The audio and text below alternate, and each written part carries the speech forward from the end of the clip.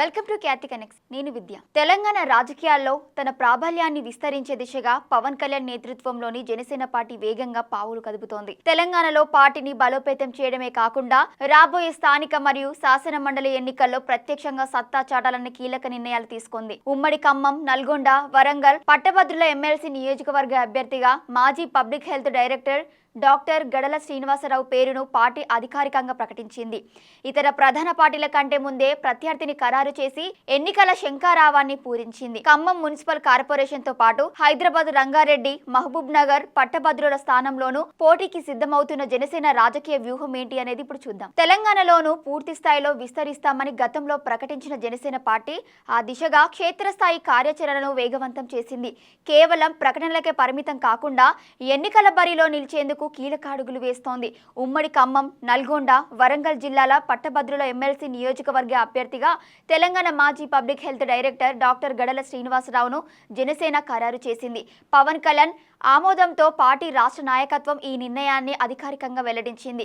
ఇతర ప్రధాన పార్టీలు అభ్యర్థులపై కసరత్తు ప్రారంభించక ముందే జనసేన తమ అభ్యర్థిని ప్రకటించి అందరికంటే ముందు నిలిచింది. దీని ద్వారా నియోజకవర్గంలోని విద్యావంతులు, ఉద్యోగులు, నిరుద్యోగ పట్టభద్రులను ముందుగానే చేరుకునే వెసులుబాటు పార్టీకి దక్కనుంది. పట్టభద్రుల ఎన్నికల ప్రచారాన్ని క్షేత్రస్థాయికి తీసుకెళ్లేందుకు సెప్టెంబర్ 13 నుంచి ఖమ్మం జిల్లా కేంద్రంగా జనసేన శంఖారావం కార్యక్రమాన్ని ప్రారంభించనున్నారు. 3 ఉమ్మడి జిల్లాలోని అన్ని మండలాలను కవర్ చేస్తూ విస్తృత పర్యటనలకు రూట్ మ్యాప్ సిద్ధం చేశారు. ఎమ్మెల్సీ ఎన్నికలతో పాటు ఖమ్మం మున్సిపల్ కార్పొరేషన్ ఎన్నికల్లోనూ సత్తా చాటేందుకు జనసేన సిద్ధమవుతోంది. స్థానిక సంస్థలో తమ బలాన్ని చూపించుకుని ప్రజా సమస్యలపై ప్రత్యక్ష పోరాటానికి దిగాలని పార్టీ నాయకత్వం నిర్ణయించింది. ఖమ్మం కార్పొరేషన్లో జనసేన మద్దతు లేకుండా ఏ పార్టీ కూడా మేయర్ పీఠాన్ని దక్కించుకోలేదని ఆ పార్టీ నేతలు ధీమా వ్యక్తం చేశారు. ఆ స్థాయిలో నగర పరిధిలోని ఓటర్లను, యువతను తమ వైపు తిప్పుకునేలా గ్రౌండ్ వర్క్ ప్రారంభించారు. పార్టీ విస్తరణలో భాగంగా సెప్టెంబర్ 29 లేదా అక్టోబర్ 2న హైదరాబాదు వేదికగా దాదాపు 5,000 మంది యువత మరియు జెన్జీ ప్రతినిధులతో భారీ యువజన సమ్మేళనం నిర్వహించేందుకు సన్నాహాలు చేస్తున్నారు. హైదరాబాదు, రంగారెడ్డి, మహబూబ్ నగర్ గ్రాడ్యుయేట్ స్థానం గతంలో బీజేపీకి గట్టి పట్టున్న ప్రాంతం.